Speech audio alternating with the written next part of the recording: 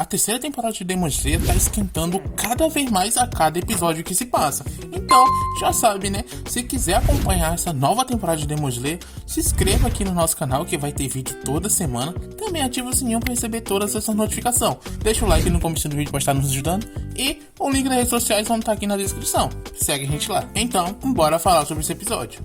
O episódio começa com o Tokito salvando o Kotetsu e com apenas um golpe ele consegue cortar a cabeça daquele demônio, mas ela acaba se regenerando. Assim o Tokito percebe que para acabar com aquele feitiço ele vai ter que destruir o vaso que tem em cima das costas dele, e ele vai e faz isso, acabando com aquele monstro. O Kotetsu aparece para agradecer ele por ter salvado a sua vida, e ele fica ali chorando de alegria e de tristeza ao mesmo tempo, agarrado no Tokito. Mas o Tokito diz que não tem tempo para isso e que é pro Kotetsu fazer o que ele quiser, porque ele tem que ir salvar a vila. Mas antes dele sair, o Kotetsu entra na frente dele se ajoelhando e pede para ele salvar o Haganezuka, porque ele estava trabalhando sem parar, então ele estava correndo perigo. O Tokito ele ainda tenta recusar, mas ele acaba se lembrando das palavras do chefe dos caçadores, logo após um incidente que fez com que ele perdesse todas as suas memórias. E lá o Ibuyashiki conforta ele e diz que em algum momento ele vai conseguir se lembrar de tudo.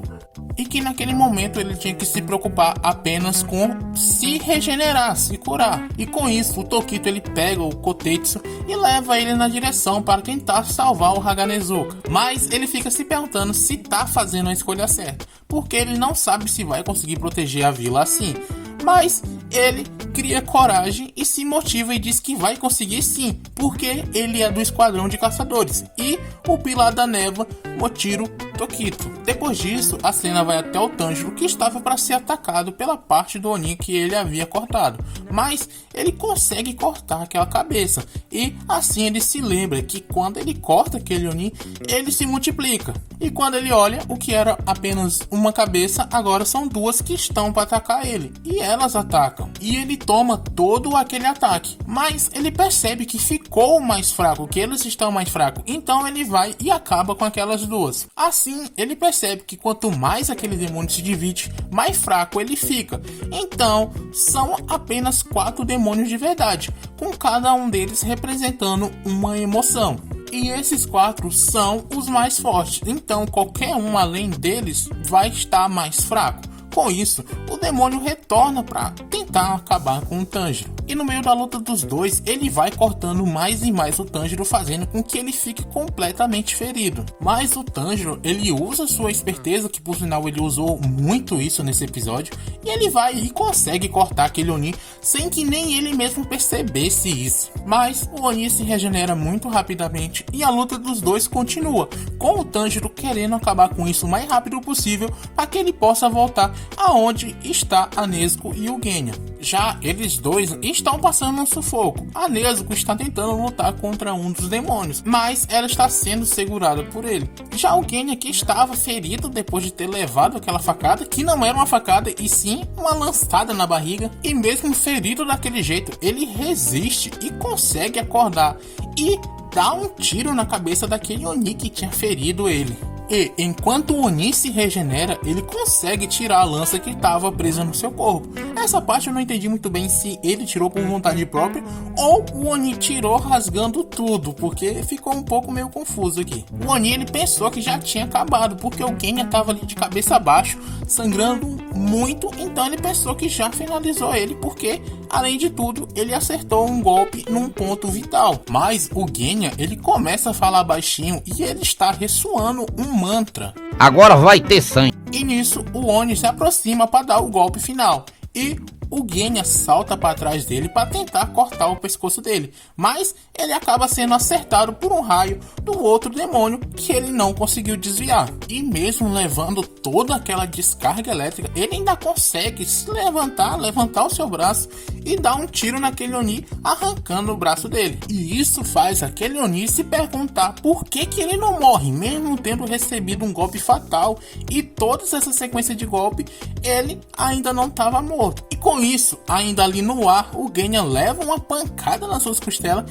que faz ele voar para muito longe. Já com a Nezuko, depois de muita falação daquele Oni, ele dá um chute nela que atravessa sua barriga fatalmente. Mas como a Nezuko tá transformada e ela não é uma simples moça, ela vai e dá um chute naquele Oni que arranca a cabeça dele de tão potente que é, fazendo com que até ele mesmo se assuste com a força dela. E ela não acaba aqui não, ela vai e arranca o seu próprio braço, fazendo com que o seu sangue jorre por todo lado, pegando no Oni. Assim, ela utiliza o seu Kekijutsu, fazendo com que ele queime. E para completar, ela ainda pega aquele leque dele e utiliza contra ele próprio, fazendo ele saindo voar para muito longe dali. A Nezuko, ela realmente mandou muito bem nessa parte do anime, com toda essa estratégia, entre aspas, que ela montou. Mas, depois disso, quando ela tenta atacar o outro demônio, o que consegue gerar raios, ela não é rápida o suficiente e o Oni acaba perfurando a garganta dela e utiliza os seus poderes de choque para fazer com que ela fique presa no chão, levando todo aquele dano. Já o Tanjiro, na sua luta, ele está passando por muita dificuldade e se ferindo cada vez mais e mais. Mesmo assim, ele ainda está indeciso sobre o que fazer. Então, ele pede para Nezuko e pro Genya não morrerem. E assim, a gente vê o Genya que tinha ido parar muito longe. E mesmo depois de ter levado todos aqueles golpes, ele ainda está vivo. E ele continua recitando aquele mantra. E isso faz com que o Oni fique assustado com ele e pergunte quem que ele era.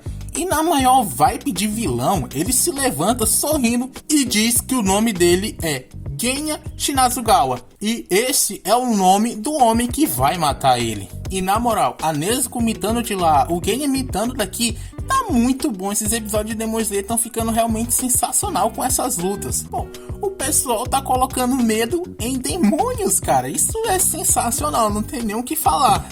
De volta para o Tanjiro, ele está tentando voltar para onde a Nezuko e o Genya está. E ele decide que vai sair de lá correndo na direção daquela casa. E quando ele faz isso, o Oni resolve ir atrás dele. E quando ele ia ser acertado, o Tanjiro desvia e pula para cima do Oni, cortando a garganta dele.